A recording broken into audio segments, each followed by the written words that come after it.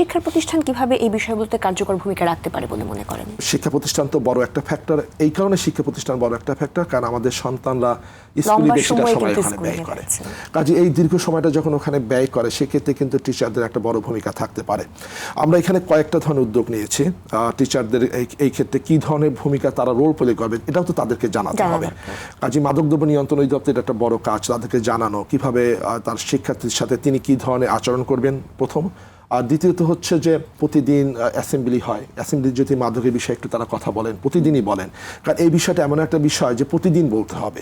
প্রতিদিন যতবার বেশি তাকে বলা হবে ততবার তার মস্তিষ্কের মধ্যে কিন্তু আটকে যাবে যে আমার এই মাদকটা কোনো ক্রমে গ্রহণ করা যাবে এবং না। যেভাবে আমরা শপথ বাক্য পাঠ করি অ্যাসেম্বলিতে সেভাবে করে সেই শপথ বাক্যটা কিন্তু মাদকদ্রব্য নিয়ন্ত্রণ অধিদপ্তর তৈরি করে দিয়েছে যে কি ধরনের শপথ বাক্য প্রতিটা স্কুলে পড়ানো হবে এবং অ্যাসেম্বলির সময় যে শপথ বাক্য প্রতিদিন করানো হয় তাহলে তার মস্তিষ্কে থেকে যাবে যে আমি যখনই ডিপ্রেসড হই না কেন, আমি যেখানে জীবনে যে ধরনের কনসিকুয়েন্স আমার মধ্যে আসুক না কেন আমি মাদকের দিকে ধাবিত হব না।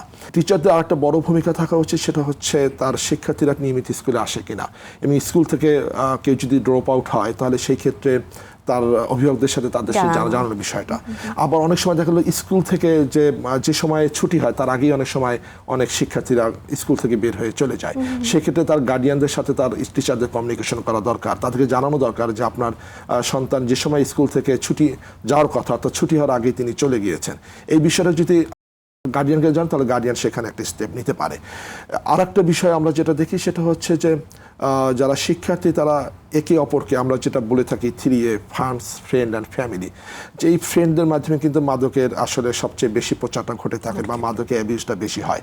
তো কাজেই যদি স্কুলে কোনো শিক্ষার্থী ড্রাগ এডিক্টেড হয় তাহলে অবশ্যই মাদকদ্রব্য নিয়ন্ত্রণ জানাতে হবে। তখন মাদকদ্রব্য নিয়ন্ত্রণ অধিদপ্তর তার গার্ডিয়ানের সাথে কথা বলে তার চিকিৎসার ব্যবস্থা গ্রহণ করবে। যদি এটা না করে টিচাররা যদি না জানায় তাহলে হবে কি তার মাধ্যমে অন্য শিক্ষার্থীরা মাদকাসক্ত হয়ে পড়তে পারে। কাজে এখান থেকে কিন্তু টিচারদের একটা বড় ভূমিকা আছে। আর একটা যেটা বলি যে যারা ডিপ্রেসড হয় তারা মাদক কেন গ্রহণ করে? তারা গ্রহণ করে কারণ তার আত্মজৈবিনিক ক্যাপাসিটিটা কম থাকে। কাজে এই আত্মজৈবিনিক ক্যাপাসিটিটা বৃদ্ধি করার ক্ষেত্রে কিন্তু টিচাররা বড় ভূমিকা রাখতে পারে। তারা কাউন্সিলিং করতে পারে ক্লাসে, তারা বলতে পারে হয়তোবা জীবনে প্রেম আসতে পারে, সে প্রেমে ব্যাঘাত ঘটতে পারে কিন্তু এটাই জীবন শেষ হয়ে যাবে না। পরীক্ষায় সে ফেল করতে পারে, এর অর্থ যে পরীক্ষায় সে আর পাশ করবে না বিষয়টা সেরকম না। কাজে তাকে এই ধরনের একটা সাহস যোগানো যাতে তার আত্মজৈবিনিক ক্যাপাসিটিটা বৃদ্ধি পায়। কাজে স্কুলের অনেক বেশি এবং স্কুলের পরিবেশটা বজায় রাখার জন্য শিক্ষার্থীদের যে ভূমিকা থাকা দরকার সেক্ষেত্রে শিক্ষার্থী সেই রোলটা যদি প্লে না করে তাহলে সেই ক্ষেত্রে তার অভিভাবককে জানালে অভিভাবক একটা ব্যবস্থা নিতে পারে।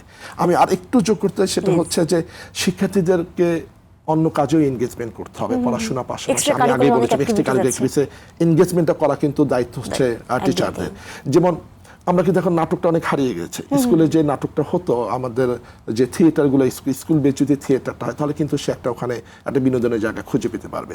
এখন বই পড়া প্রতিযোগিতাটা নাই, বই পড়া প্রতিযোগিতাটা কিন্তু তৈরি করা যেতে পারে স্কুলের মাধ্যমে এবং সেই ক্ষেত্রে ডিবেট করা যেতে পারে। সেই ক্ষেত্রে কিন্তু চিত্রাঙ্কন প্রতিযোগিতা, রচনা প্রতিযোগিতা এটা কিন্তু নির্দিষ্ট টাইম পর পর কিন্তু স্কুল আয়োজন করতে পারে এবং সেক্ষেত্রে মাদকদ্রব্য নিয়ন্ত্রণ অধিদপ্তর তাদেরকে সহযোগিতা করতে পারে।